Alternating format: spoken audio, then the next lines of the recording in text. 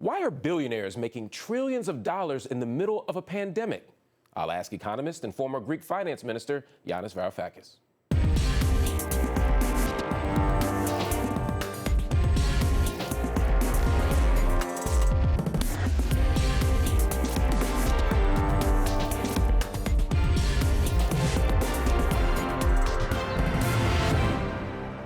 Yanis Varoufakis, thank you so much for joining us on UpFront.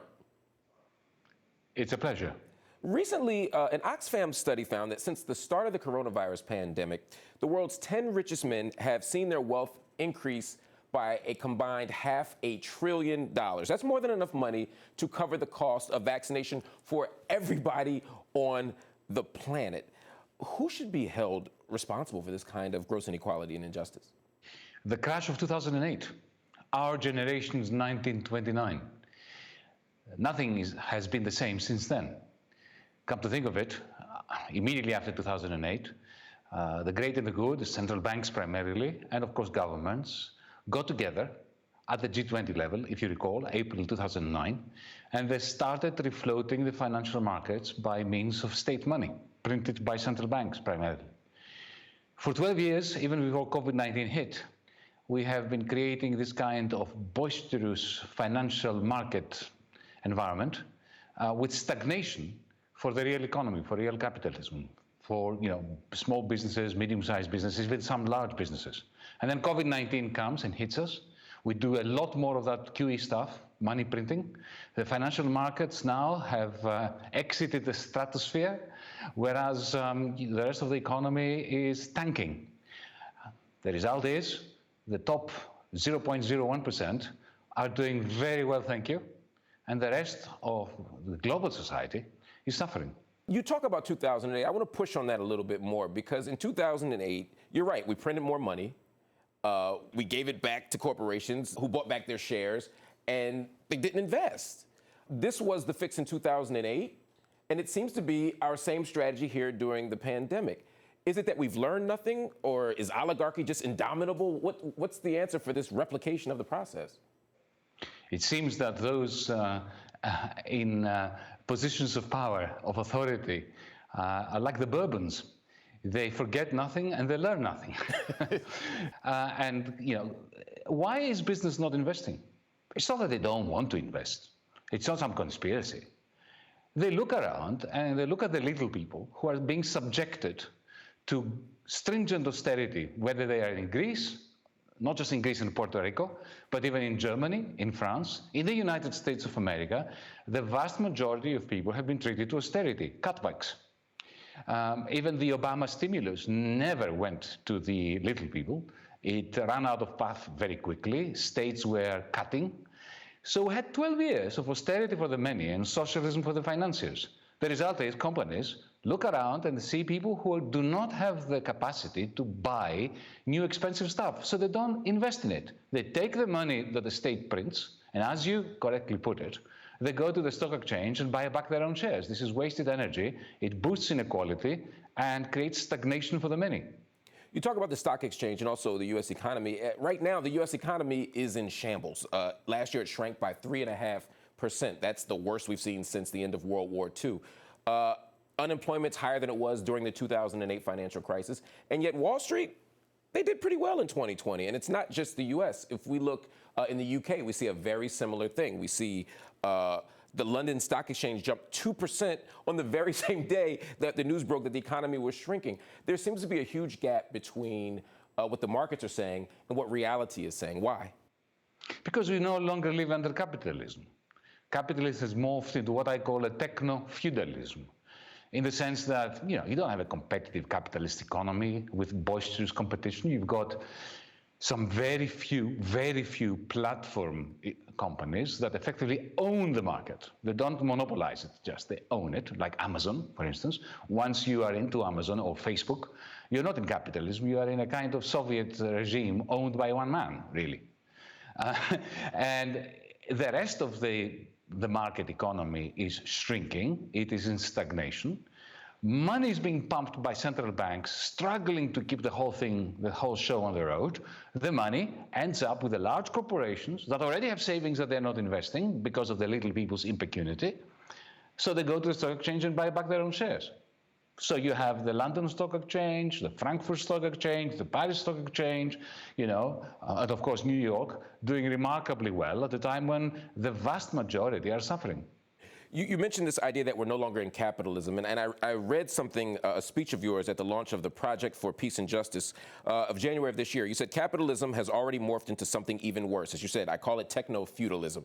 We don't even have capitalism. The Amazons of the world, the Facebooks of the world, powered by public money, by the Bank of England, European Central Bank, the Fed, they are combining the worst of the state with the worst of private monopolies. If these companies have monopolies and they're being propped up by the state, if tech companies are the ones with all the power, and they're not accountable to any electorate, what do we do? What's the solution? We get organized. It's the way we got out of, authoritarian regimes in previous centuries. It's the way that we impose democracy upon ruling classes. Remember, ruling classes never wanted democracy, even the liberals of the 19th century. And that is something that those who are criticizing China today must remember. British liberalism, that went hand in hand with capitalism, was anti-democratic. We're condemned to fight the same struggle again and again for democracy.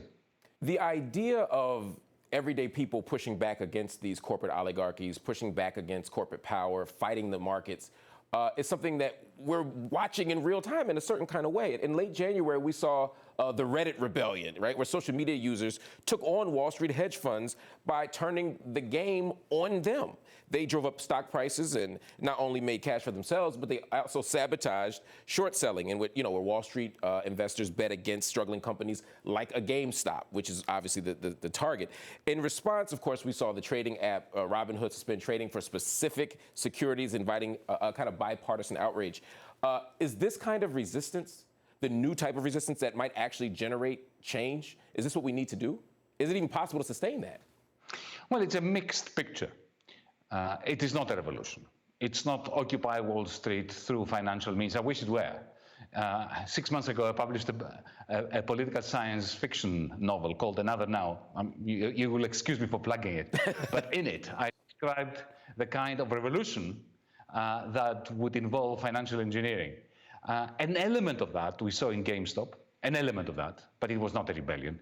The interesting aspect of the GameStop episode is that indeed, as you mentioned, you had 4.4 million people getting together to make money, right? It was not purely ideological, of course. It was to make money. But a substantial proportion of these millions of people didn't care about so much making money. They didn't even mind losing the money they put in it. They wanted to sock it to the hedge funds. So there is an element of ideology there. There is an element of collective action through financial circuits. Yanis, then what's missing if there's a kind of anti-capital, maybe not anti-capitalist, but certainly anti-corporate impulse there? It's organized action. What makes that, in your estimation, distinct than Occupy, which you call a movement? And this seems like more just a singular tactic. What would make it a full-fledged movement? And is this replicable? Well, two things are missing. The first is a manifesto, a vision. What do we want to put in place of these financial markets that are broken? They are not working for humanity. They're working for the finances. What would markets look like if you removed this virus of financialization from it? And the second thing that we need is an alliance between different kinds of people and different movements. It is when the Reddit crowd get together with trades unions, get together with climate change activists, in order to pursue a vision for the world. That is when we're going to have a revolution. One thing that might be surprising to many is that stimulus spending in the United States was actually much bigger than it was in Europe. If you look at deficit spending by the US government, it was nearly twice as much as Europe, which is very interesting because the EU is more progressive on these issues around housing, around healthcare, et cetera. When it comes to public spending in general, we would intuitively think that it would be the EU that would spend more. Why is the EU spending so much less in response to COVID by comparison? Will you permit me to challenge this perspective? I would love that. I think the European Union has always been more conservative when it comes to public spending than the United States. Remember, the Americans have no deficit phobia.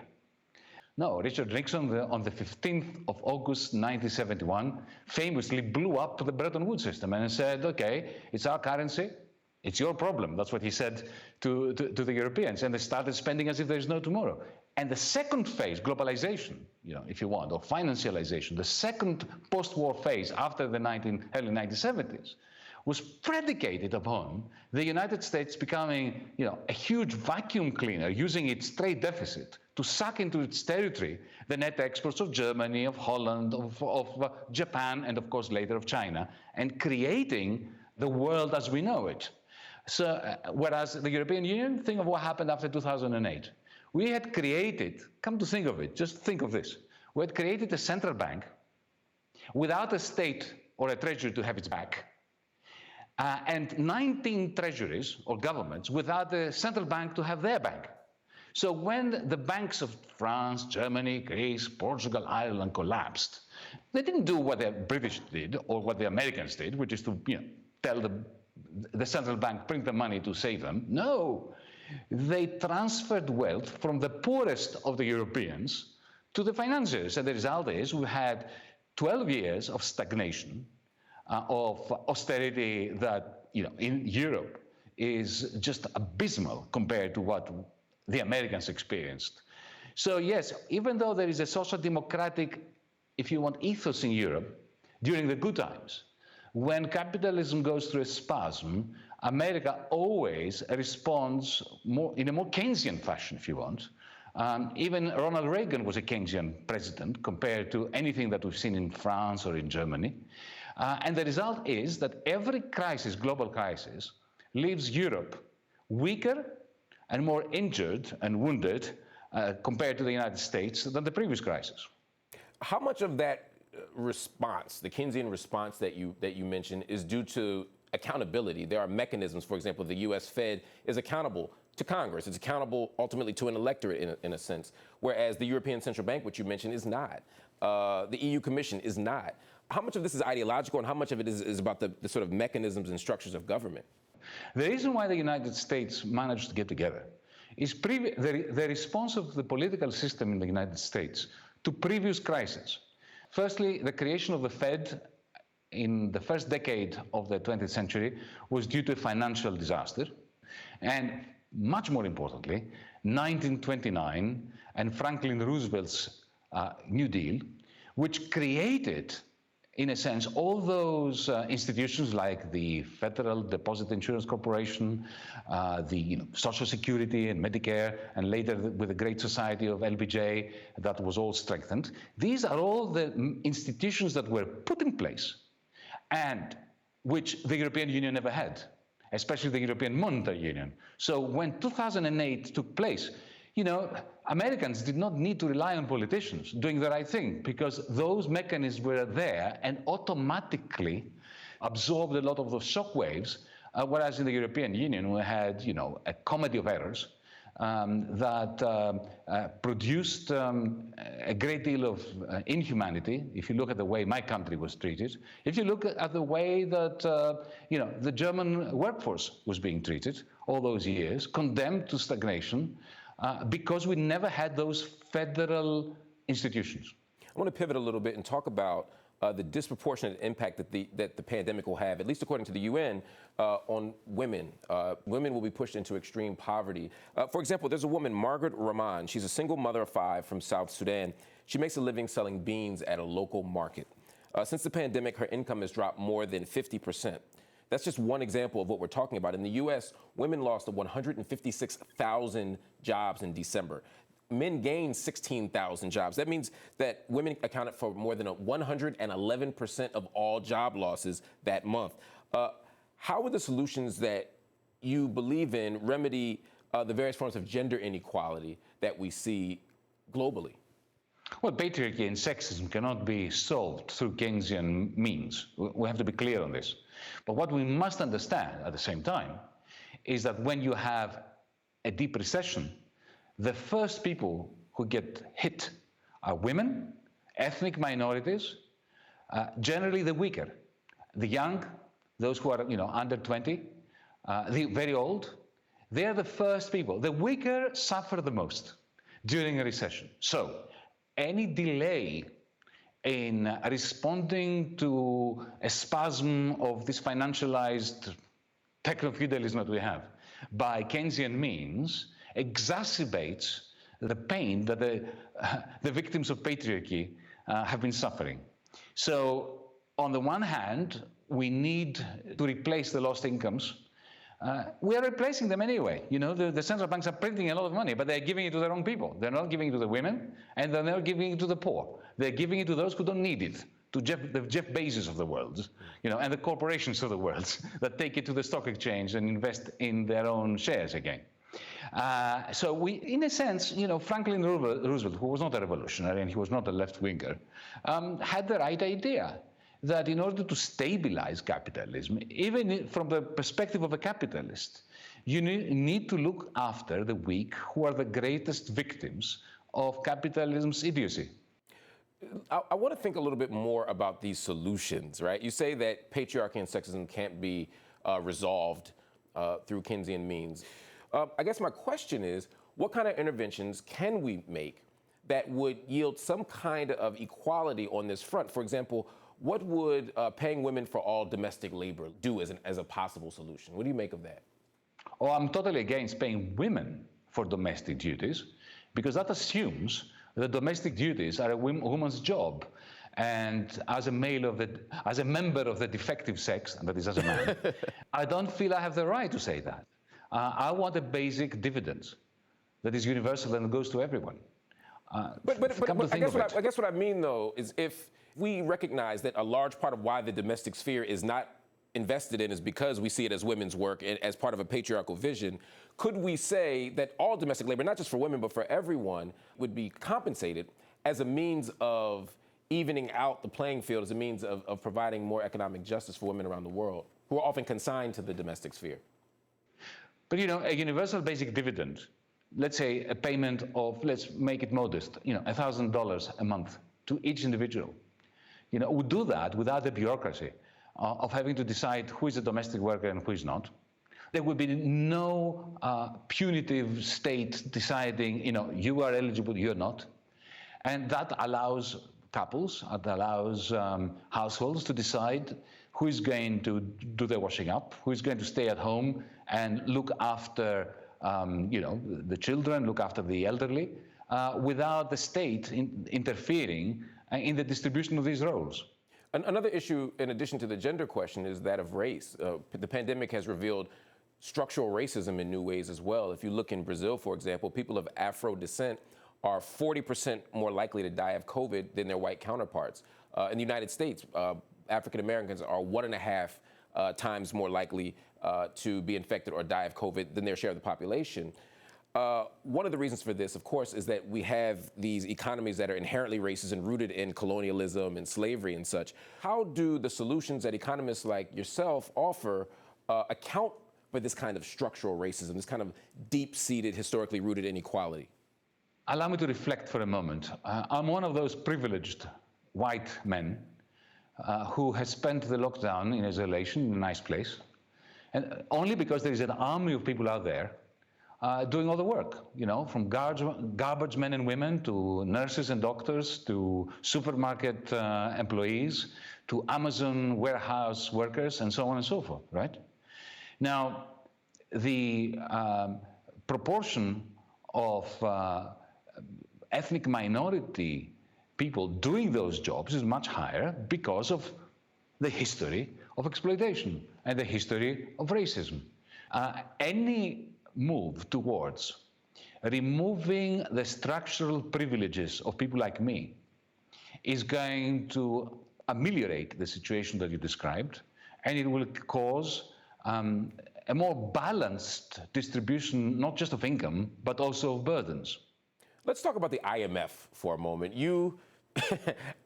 I see you light up a little bit. I know how much you love the IMF.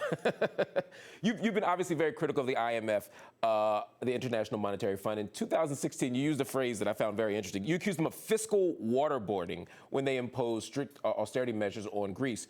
The irony, though, is right now many progressives, including some of the largest humanitarian groups, are actually calling on the IMF to disperse a multi-trillion-dollar COVID relief package that use funds that don't have to be repaid. Where do you stand on that? Is this a measure you'd support? Absolutely, and I would like to actually strengthen it. Look, the International Monetary Fund is a creature created, born, during the Bretton Woods Conference in 1944. The original idea was a splendid one. It would work like something like the central bank of the world. And for the first 20 years, the IMF did not do a bad job. I mean, it had to handle the fixed exchange rate regime. Things changed when Bretton Woods collapsed, but the IMF survived. To survive, it undertook a new role. It played the role of the bailiff of the Wall Street bankers, and the bankers of Frankfurt and London and Paris, visiting countries, especially in Africa in the late 1970s and later on in Asia and so on, effectively exacting a pound of flesh from the local population on behalf of the international bankers who demanded that their silly investments in those countries that were predatory loans, effectively, be repaid to the full through the privatization of things like hospitals and schools and everything else. So the IMF's role was totally transformed. It went from the side of the good to, to the side where so your phrase, the incompetent misanthropic troika, was an apt. That is correct. I'm not suggesting that the IMF should be abolished. What I and others who are suggesting that a number of SDRs are created in order to fund a free vaccine for every human being program, to fund investment in green jobs in the developing world. What we're saying is the IMF should go back to what it was meant to be in 1944. Do we have the capacity to do that right now? I mean, if you look, for example, all 189 member countries, along with IMF leadership, they're ready to allocate COVID funds. They're ready to do it. It was blocked last year by the U.S. Treasury. Now, many speculate the reason was that the Trump administration didn't want to create any avenues or pathways to funding for Iran or China or Venezuela. But now we have an opportunity here under Janet Yellen, the new U.S. Treasury Secretary, to do something different. Are you optimistic that we may change course and actually make this happen? Nope. But I will be very pleased to come back to your show and say that I was wrong. Why? Why are you not optimistic, though? Because let's face it, the Democratic Party in the United States only managed to win the White House because they supported a president, Mr. Joe Biden, who is a very powerful ally of Wall Street. And don't forget, as I said before, that the IMF has been operating all these decades, since the early 1970s, as the bailiff of Wall Street. And I don't see why they would change now that they have their great friend in the White House. Even if Janet Yellen wants to do, and I think that Janet Yellen probably does want to do it, personally, judging by her track record, her academic work, things she said even when she was chairwoman of the Fed. But I don't think she's going to be allowed to. I hope I'm wrong. But even that is not going to be enough. Before you go, I have a question for you about the Green New Deal. It's an idea, a vision at least, for a more just economic future that you've supported both in the EU and in the United States. Why has the left failed to implement such potentially effective policies? Well, we've never been in power. I mean, here in Greece, we were in power for 5 months until they came down on us like a ton of bricks and destroyed us, remember? Beyond that, of course, we leftists have a lot to answer for, because we are fantastic at dividing and multiplying and turning against one another. But primarily, allow me to say that so that our viewers do not think that this is simply an ideological matter. It's a question of rationality, if I may say. Never before has humanity had so much money. We have the largest pile of savings and liquidity in the history of humanity. By comparison, the proportion of our savings that we are plowing into investment into the future, right? Into the green transition, green energy, good quality jobs that can produce the incomes by which to repay the debts. The amount that we're investing has never been lower as proportion of the total savings in the history of the world. That is stupidity in action. And you don't have to be a left-winger or a right-winger to agree with that. It's wasted economic energy, and that should be our guiding light, how to take the money which is there and invest it into the future of humanity, especially the green transition which is necessary so that we can have a planet on which to flourish. Yanis Varoufakis, thank you so much for joining us. My pleasure.